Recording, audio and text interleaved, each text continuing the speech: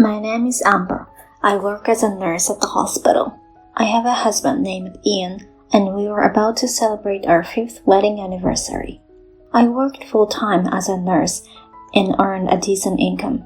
However, 2 years ago, my husband Ian got into a dispute over capital increase at the company, where he was on the verge of a promotion and ended up being fired. He then worked part-time at the supermarket in a neighboring town until he became a full-time employee 6 months ago. Although he became a full-time employee, his monthly salary wasn't particularly high, and their life was far from affluent. Ever since my husband was laid off, I've been supporting him with my sole income during the 2-month period of his unemployment. Despite being the cause of his own dismissal, he never seemed to think he was at fault and continued his daily beer drinking habit without switching to low-alcohol beer. I've mentioned a few times to my husband that I wanted to save some money. I'd like to tighten our budget a bit, but he responded with an overly optimistic attitude. Amber, you're earning enough, so there shouldn't be a problem, right? We even have some savings as a couple. He thought our savings as a couple were still there. It's true that we had some savings, but that was a few years ago. We used most of our savings as a down payment for our house, which we bought 1 year after getting married. We still have over 25 years left on the mortgage. That's when my husband got into trouble at work and got fired. Honestly, I became anxious about our future as a couple, but my husband assumed that I, being a nurse, would continue to earn money, and he continued his unchanged lifestyle. Now he has become an employee, and although his salary isn't high, he receives a certain fixed income. Lately, I've also been leading a somewhat settled daily life. One day, during my break at work, I opened my smartphone and received a message from my husband. Mom fell down the stairs and got injured. It's going to be difficult for her to live a normal life for a while. Huh? Your mother? I became worried and called my mother-in-law. To my surprise, "What are you calling? If you're really concerned, come and see for yourself." I was somehow scolded by her. It seems that the message had also reached my husband, because when I returned home, he gave me a severe scolding. So, you called my mother, huh? If you were a normal daughter-in-law, you would have gone to check on her immediately. Well, I was at work too. Which is more important, your job or your duty as a daughter-in-law? He confronted me with those words. I thought it wasn't a life-threatening situation, but there was no point in arguing with my husband at times like this, so I apologized sincerely. "I'm sorry. I have a day off tomorrow, so I'll go and check on your mother." Of course you will. Take care of her daily needs, okay? Who does he think he is? Well, if he's going to say that, why doesn't he take care of her himself? While I had those thoughts, I reluctantly accepted my husband's suggestion. The next day, when I went to my mother-in-law's house, a caregiver was there. It seems that if she applied for it, she could have a caregiver sent to her for free while her leg improved. Even when I visited the house, "I don't need your help. A kind caregiver is here for me." She said that and promptly kicked me out. Moreover, it seemed that my husband knew that a caregiver had been coming. Well, then I guess I didn't need to go. When I said that to my husband, who came home from work that day, "It's obvious that I wanted my concerns to be understood by my mother. That's where you fall short." For some reason, I was scolded again. Frustrated by my husband's remark, I couldn't help but get angry. "Stop saying whatever you want. I have a job too. Do you know how I felt when you quit your job without consulting me?" I shouted at him, and he just replied, What are you so angry about? Then he went back to his room. From the next day on, my husband started treating me like I was invisible and began visiting my mother-in-law's house frequently. He would come straight home on work days, but on his days off, he would go to my mother-in-law's house every day. Being at home meant I would be asked to help with household chores, so I guess he thought it was easier to escape to my mother-in-law's house where a caregiver was present. After living such a life for about 3 months, one day my husband, who had been practically ignoring me every day, suddenly approached me as if nothing had happened. Amber, when are you going to quit your current job? Quit my job? I was surprised because I had never discussed quitting my job before. I've never mentioned anything about quitting my job, have I? I actually like my current job, and honestly, I haven't even thought about quitting. When I said that, But you can't keep doing it forever, can you? Besides, my mom is in the condition she is in now. If she needs more and more care, it will be up to you, Amber, to take care of her. My husband spoke as if it were only natural for me to provide care. Hold on a second, we never talked about that. Besides, you said I would never be asked to take care of your mother. It was a promise we made before we got married. Since I used to love my job, I had already told him that becoming a full-time housewife while living with my parents would be difficult for me. In response, my husband said, I would never force you, Amber, to do something you don't want to do for my family. I know you love your current job, and I'm fine with you working as much as you want, so I want you to marry me. That's what he said. Were those words back then just lies? I said it loudly, and he replied, I didn't expect my mom to get injured, so it can't be helped, or what? Should I quit my job and take care of my mom? Is that what you want? Are you okay with having to support me and my mom? That's a different story, isn't it? Besides, if I quit my job, our finances will be tight. It's impossible. To be honest, I earn more than my husband does. Honestly, life would be easier if he quit his job rather than me quitting mine. But even during his unemployed period, my husband has such an arrogant attitude. If it comes to quitting my job and taking care of my mother-in-law, he might start saying things like, I'm taking care of my mother, unlike you. It's harder than work, you know? Show some respect. I was getting frustrated, not knowing what to do and at a loss for words, when, if that's the case, let's get a divorce. What do you mean? Are you serious? I asked, and my husband smiled and said, I don't have confidence in continuing with a wife who can't value my family. I'm seriously considering divorce. He said it like that. Hold on a second. We don't have to jump straight to divorce. If we think it through, there might be a better solution. When I said that, then figure something out with your job. You don't have to quit.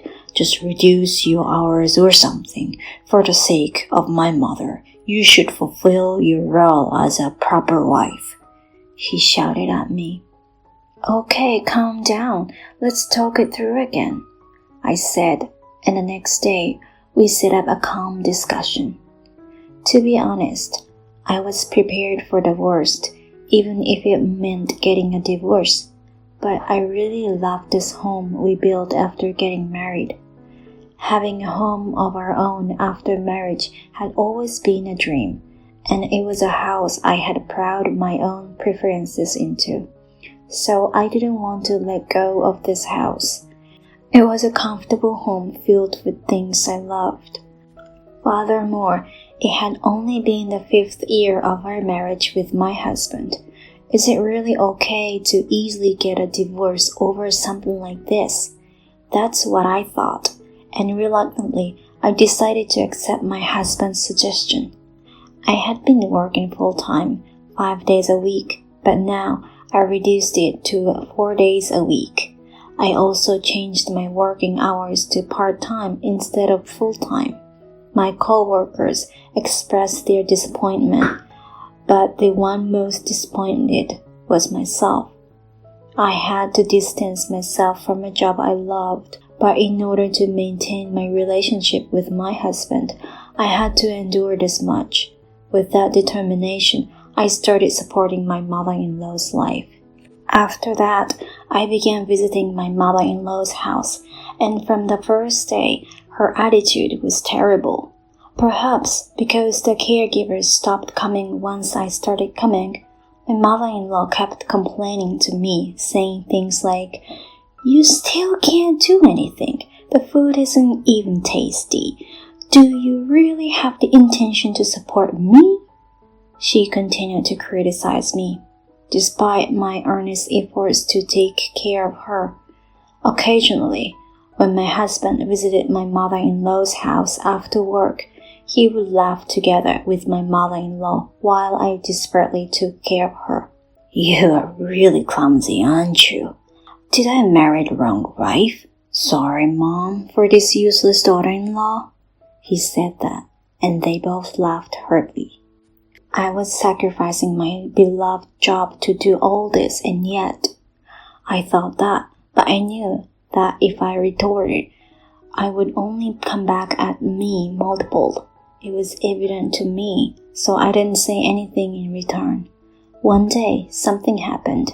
My mother-in-law was taking a nap in the living room, so I decided to clean her bedroom, which I hadn't done in a while. As I entered the room, I noticed some documents placed casually on a small desk in the room. Although I thought I shouldn't look at them, my curiosity got the better of me, and I couldn't help but take a peek. To my surprise, I found out that my mother-in-law's legs had already recovered considerably, and she could live a normal life. The documents indicated that as a result, the contract with the caregiver, who had been dispatched free of charge, would end at the end of last month. "What's this? What does it mean?" my husband and mother-in-law said to me. "We can't trouble others. You're part of the family, so take care of her." That's what they said. But in reality, it wasn't for such a noble reason. It was simply because they couldn't receive a free caregiver anymore, so they were looking for a replacement housekeeper. What is this? I'm not just a housekeeper. At that moment, I felt something snap inside me. What had I been working so hard for until now?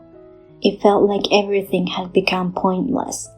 My mother-in-law had pretended her legs were still not healed, just to keep me doing chores for her, and my husband must have known that, which is why he wanted me to quit my job as soon as possible. Thinking about that, everything seemed so absurd. I suddenly remembered when my husband mentioned wanting a divorce, and so I made sure to withdraw exactly half of the money from our joint account and transferred it to my own. Unfortunately, today, my husband is coming home to his mother's house. I decided to make the final dinner an exceptionally lavish one, so I went shopping and returned to my mother-in-law's house. When I returned, my mother-in-law had already woken up from her nap. "Where were you? Leaving your disabled mother-in-law behind and going out like that?" she said with a complaint, even though she had already recovered. While thinking that, I simply smiled and said, "I went out to buy ingredients for dinner." My mother-in-law grumbled, but I ignored it all and started preparing dinner. I decided to make my husband's favorite beef stew. A few hours later, my husband returned from work. I'm tired. Is it beef stew today? Fantastic," she said happily as she took her seat. I served dinner in front of my mother-in-law and husband. "It looks quite rich. I wonder if it really tastes delicious, my husband said to my mother-in-law. Well, it's relatively decent compared to her usual repertoire. Just give it a try, Mom. They are so disrespectful. But well, knowing that this is the last time, I naturally feel more relaxed. Can I say something? As I was about to start the conversation, my husband interrupted me. Amber, starting from next month, we'll be living in this house with my mom. Huh? No way. Considering Mom's condition, it would be reassuring to live together, right? It's a waste to just keep the house where we still have a mortgage, so we decided to sell it and live with Mom. He said it calmly, matter-of-factly. I reached my breaking point and said this. Do as you please. I won't be living here, though. What are you saying? As my wife, you continue taking care of my mom. He looked down on me and sneered. In return, I sneered back and said, Wife? Who are you talking about? We're getting a divorce, by the way. I said it like that. My husband was dumbfounded by the word divorce, and my mother-in-law dropped the broccoli she was holding with her fork. To the bewildered pair, I explained. Remember when you said you wanted a divorce? So let's get divorced. Oh, by the way, I made sure to take exactly half of our savings as well. I'll pack up the house tomorrow and go back to my parents. Well done. Saying that, I took off my apron and started preparing to leave. Then my husband suddenly shouted, Wait a minute. It's terrible for you to decide on your own like that. Decide on my own? Without permission? Who was the one who first mentioned wanting a divorce? Besides, it was you who said we can't continue as a married couple, right? As I said that, my husband turned pale and hung his head. But that doesn't mean you'd have to rush into this. Are you planning to abandon me even with my leg condition? Since my mother-in-law said that from the side, I said clearly, Your leg is healed, right? I said it straightforwardly. Huh? My mother-in-law froze in response to my unexpected statement. I happened to see some documents in your room, mother-in-law. It seems your leg has improved a lot. That's good news. As I said that, my mother-in-law's face gradually turned pale. Please, Amber, I was wrong. Please forgive me. My husband pleaded multiple times, but I said goodbye, and I left my mother-in-law's house. With my legs as they were, I headed to the house where my husband and I had been living. I packed all the belongings and loaded them into the car, heading towards to my parents' house. This house, which I had never wanted to let go of, somehow didn't seem so important anymore. It felt like a betrayal, even though we had built it with hopes for the future. Such painful feelings overwhelmed me. Towards the end, I had spent more time at my mother-in-law's house, so perhaps it was inevitable that my attachments to our home had diminished. Is it okay to feel that way? With those thoughts in mind, I returned to my parents' house. Even after returning home, I received numerous calls from my husband and mother-in-law, but I ignored them all. Through a lawyer, I only claimed half the amount from the sale of the house that my husband had sold. However, it seems that the amount was not as high as my husband had expected, and he appears to be living a desperate life every day. On the other hand, I was able to return to my beloved job full-time and found fulfillment in joining each day. From now on, I will cherish my work and my parents who welcomed me back after the sudden return following the divorce. I will live while appreciating them.